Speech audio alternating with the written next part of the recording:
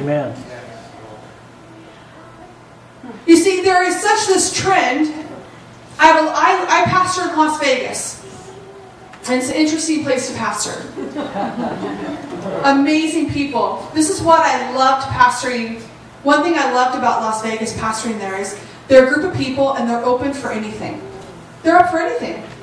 They come there for an experience. They want an experience. Often they're looking for an experience in the negative. But if we get them first, they're open for anything.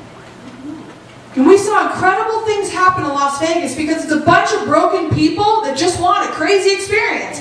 We just gave them a crazy experience with Jesus. I ran a school of ministry, and I would have the school of ministry, literally, I saw a vision one time. And the Lord showed me, and it was after an encounter with 2 young homeless men. I got approached within 15 minutes of 2 young homeless men. Actually, I should tell them that story. It's such a good story. We have a prophetic conference every year, and I have an information table for the school of ministry, and I was going to Target, really spiritual, and I was going to get, props for my table. And I go into Target, and I couldn't find anything I wanted. I walk out to the parking lot to get into my car, and this young man, about 19 or 20 years old, runs across the parking lot. He's like, "Ma'am, ma'am." And I was on the phone with my friend, and I didn't know him, and I didn't know if he was talking to me or not, so I put down my phone. I said to my friend, "Hold on real fast." And I said, "Are you talking to me?" And he says, "Yes, I'm talking to you." And he goes, "Can you get me something to eat? I'm starving. Can you get me something to eat?" And I looked at him and I go, "Absolutely." I go, "Well, what do you want?" He goes, "I'll eat anything." I go, "Well," because we were in a Target, there's like a shopping plaza there. And I said, "Well, there's a Baja Fresh right over there." I go, I'll drive over to Baja Fresh. You walk over there and meet me, and I'm happy to buy you some dinner. And he said, "Okay."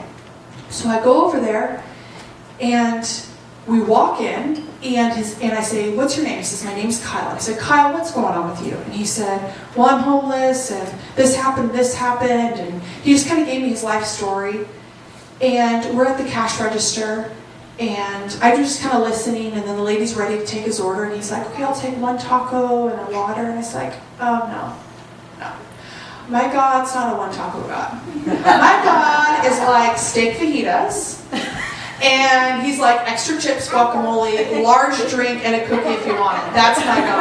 That's my God." And the kid looks at me and he's like, "What?" I go, No.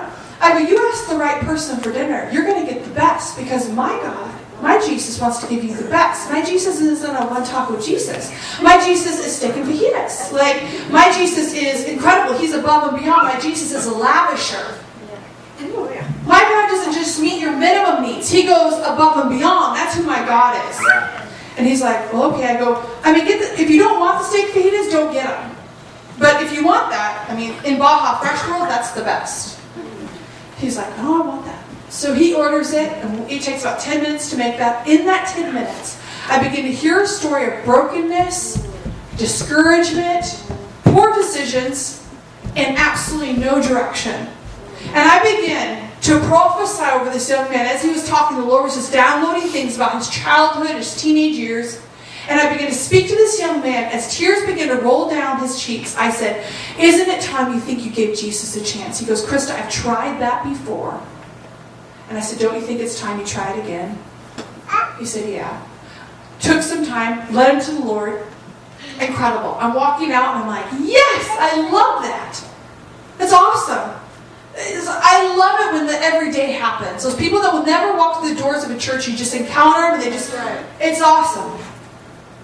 I drive across town, like 15 minutes, I go to Michael's. I'm looking for products for my table still. Didn't find anything. I realize I'm running late, having a meeting at the church. I'm running out to my car, not on my phone this time, it's dusk. It's kind of dark. Walk outside, I hear this voice, "Ma'am, ma'am." And I look around, can't make out anyone. And I hear, "Ma'am, ma'am." And I'm like, what in the world? And I see this black form sitting on a curb. I go over, and it's a person. I couldn't even tell if it was a guy or girl. Covered, all dressed in black, hood on, like I couldn't make it out. I bent down and said, Are you talking to me?" And this young man pulls back his hood. He's like, "Yes." He's like, "I'm so hungry. Can you get me something to eat?" And I'm like, "Absolutely."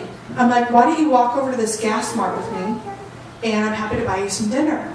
And he said to me, I'm not allowed in there anymore. I said, okay, well, how about you stay here, and you tell me what you want, I'll go get it, and I'll bring it back to you. And he said, okay, that's fine. I said, what do you want? He wouldn't give me any specifics.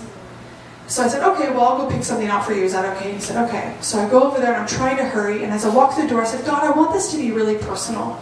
I don't want to just get him whatever. I want to get him what he loves. Like, I want to get him what he likes. I don't know what he likes, but you're his father, and you know what he likes. So the Lord's like, grab a bag. And I got it back from the cashier, and I literally felt like the Lord was leading me through the store, as crazy as this sounds. And he was like, he likes this, he likes this, he likes